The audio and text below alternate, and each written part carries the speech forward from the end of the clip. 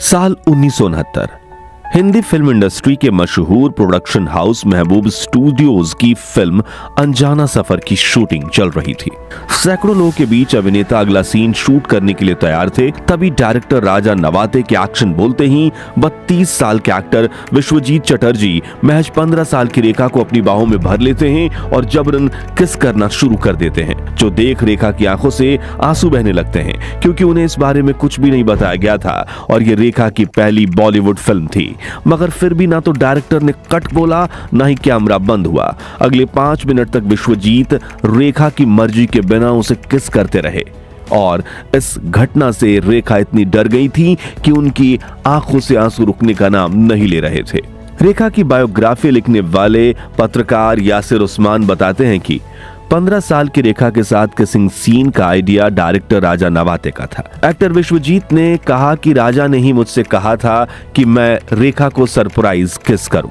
इस घटना से रेखा को चीटिंग और शोषण महसूस हुआ। हालांकि उन्होंने चुप्पी बनाए रखी, क्योंकि उन्हें डर था कि अगर उन्होंने फिल्म इंडस्ट्री के दिग्गजों के खिलाफ आवाज उठा दी तो उनका करियर शुरू होने से पहले ही खत्म हो जाएगा। लेकिन यह घटना नेशनल से लेकर इंटरनेशनल मीडिया तक वायरल हो गई और इस किसिंग सीन का विवाद इतना बड़ा कि 1959 में शूट हुई इस फिल्म को रिलीज होने में ही 10 साल लग गए। ऊपर से इंडस्ट्री में रेखा, जिनकी कोई गलती भी नहीं थी बल्कि उन्होंने तो यह भद्दी हरकत सही थी, उन्हें लेकर खबर फैलने लगी कि ये साउथ इंडियन एक्ट्रेस तो बोल्ड सीन करने में कोई परहेज नहीं करती है। और ये कहानी सिर्फ रेखा की नहीं है। बॉलीवुड के साथ कई ऐसी डार्क स्टोरीज जुड़ी हुई हैं जिनमें कई स्ट्रगलिंग एक्ट्रेसेस पर कास्टिंग काउच का दबाव डाला जाता है, यानी फिल्म में काम दिलाने के बदले शारीरिक संबंधों की अपेक्षा।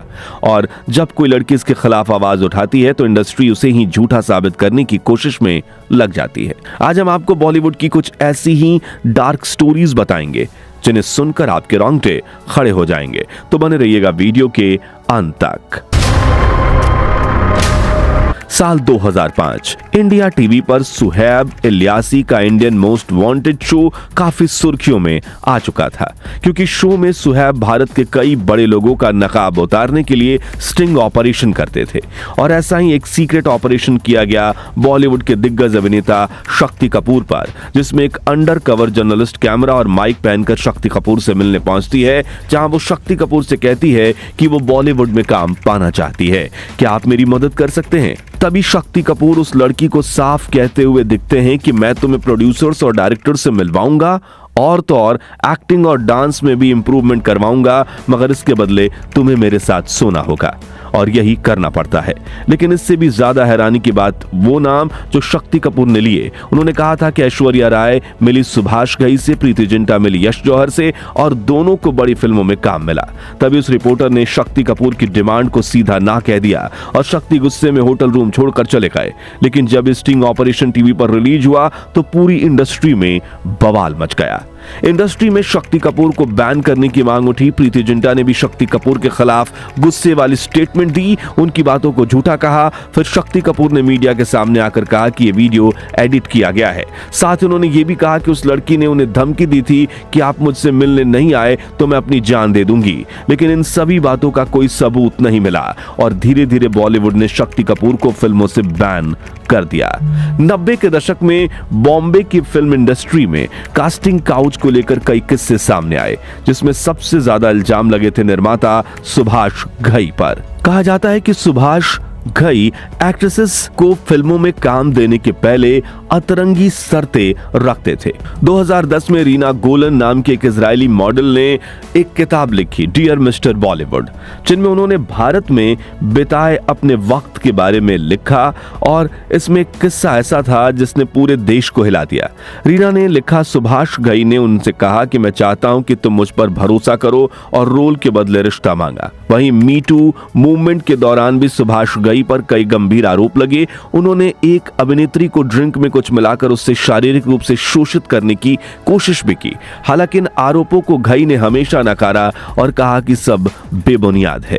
दोस्तों, सुभाष घई के अलावा मी टू मूवमेंट के दौरान एक ऐसा केस सामने आया जिसने दुनिया को यह सोचने पर मजबूर कर दिया कि बॉलीवुड जैसा दिखता है वैसा है नहीं। दरअसल 90 के दशक में टीवी पर एक लोकप्रिय कार्यक्रम आता था, तारा, जिसके लीड एक्टर थे टीवी पर संस्कारी बाबू का रोल निभाने वाले वाले आलोकनाथ और इस शो की लेखिका और निर्माता थी विनीता नंदा, जो आलोकनाथ की बीवी आशु सिंह की दोस्त थी।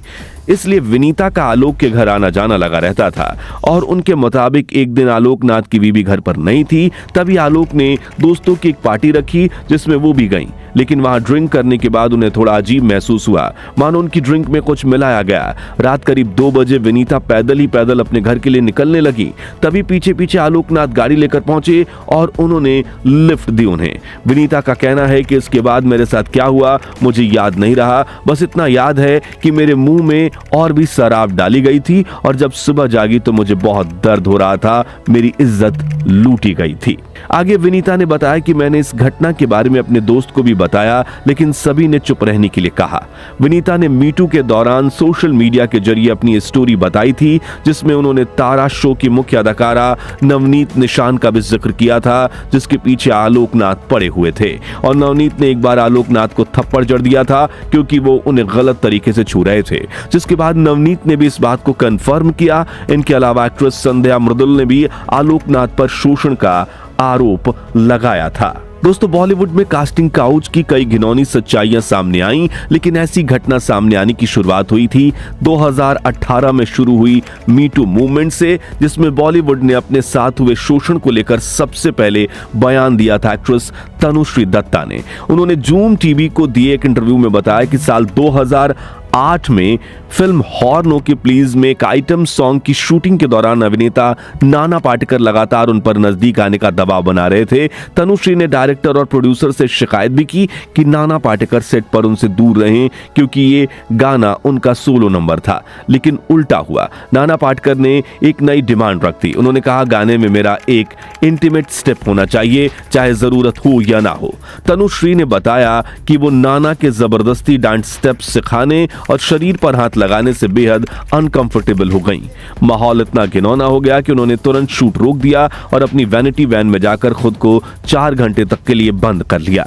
लेकिन बात यहीं खत्म नहीं हुई। उनकी वैनिटी वैन का दरवाजा जोर जोर से पीटा गया, धमकियां दी गईं और जब वे अपने पेरेंट्स के साथ जाने लगी तो उनकी कार पर हमला कर दिया गया, शीशे तोड़ दिए गए। इतना ही नहीं, तनुश्री को फिल्म से निकाल दिया गया और उनकी जगह राखी सावंत को ले लिया गया। तनुश्री ने यह शिकायत 2008 में भी की थी, पुलिस में रिपोर्ट तक दर्ज करवाई थी, लेकिन उस वक्त नाना पाटेकर ने प्रेस कॉन्फ्रेंस में कहा था यह सब गलत है, तनुश्री तो मेरी बेटी जैसी है, और मामला दब गया। लेकिन 2018 में जब उन्होंने फिर से बोला तो इस बार उनकी आवाज दबाई ना जा सकी। पत्रकार जसनीस स्वीकराने खुलेआम कहते हैं कि हां, मैंने सब देखा है।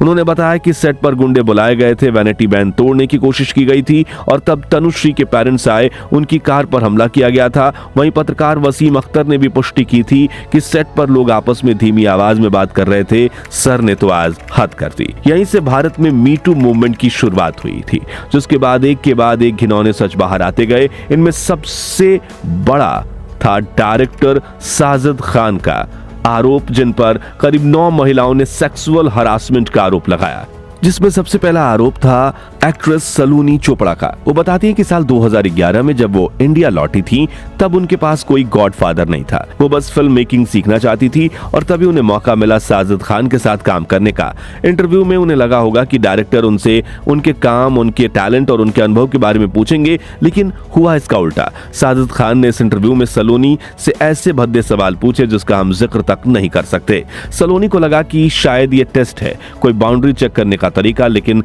ये तो बस खतरनाक शुरुआत थी। सलोनी ने लिखा कि वो पूछताछ था कि मैंने क्या पहना है, क्या खाया है। उसने कहा कि मुझे अपनी बिकनी फोटोज भेजनी होगी क्योंकि उसे देखना है कि मैं कैसी दिखती हूँ।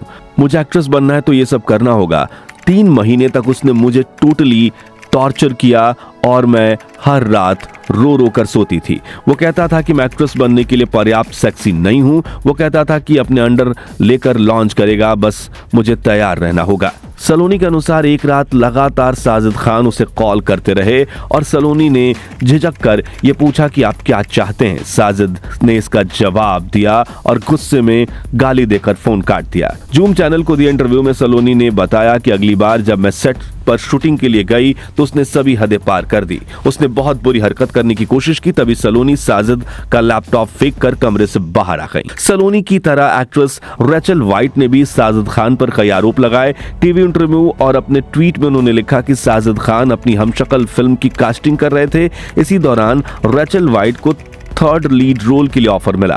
रेचल ने साजिद से फोन पर बात की, तभी साजिद ने उन्हें शाम 5 बजे घर आने को कहा। रेचल ने आनाकानी की, तभी साजिद बोले मेरी मां भी घर पर है। लेकिन जब रेचल जिद करके साजिद के घर पहुंची, साजिद की मां नहीं थी। साजिद की नौकरानी ने रेचल को साजिद से मिलाने के लिए उसे सीधे बेडरूम में पहुंचाया। आगे रेचल बताती हैं कि साजिद अपने बेडरूम में मौजूद अपनी ट्रेडमिल पर वॉक कर रहे थे। उन्होंने रेचल को बुरी निगाह से देखा और रेचल को कपड़े उतारने के लिए बोलने लगे। रेचल साजिद खान की बात को टालते हुए कहा कि उसकी बिकनी फोटो तो आप पहले ही एजेंसी से जुड़ी हुई तस्वीरों में ले चुके हैं, उनमें वो उनकी बॉडी देख सकते हैं। बाकी रही बात कंफर्ट लेवल देखने की, तो मैं आपकी ऑफिस में भी सबके सामने बिकनी में चलकर दिखा सकती हूं, लेकिन यहां नहीं। और वो बहाना बनाकर वहां से निकल आती हैं।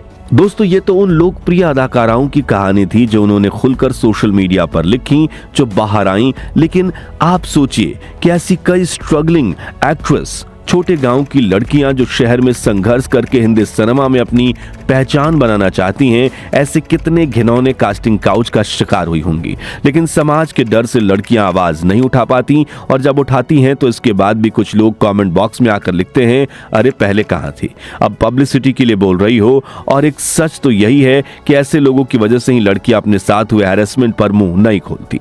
खैर, बॉलीवुड के इस डार्क साइड से स्ट्रगलिंग एक्ट्रेसेस कैसे बच सकती हैं और कास्टिंग काउच के घिनौने सच को लेकर आपकी राय क्या है, कमेंट्स में बताइए। इस वीडियो को जितना हो सके लाइक शेयर कीजिए ताकि ये वीडियो हर देशवासी तक पहुंचे और ऐसे ही सोचने पर मजबूर कर दे और बॉलीवुड के डार्क साइड सबके सामने रख दे। वीडियो को लाइक कीजिए, चैनल को सब्सक्राइब कीजिए और पास वाली घंटी जरूर बजा दीजिए। जय हिंद, जय भारत।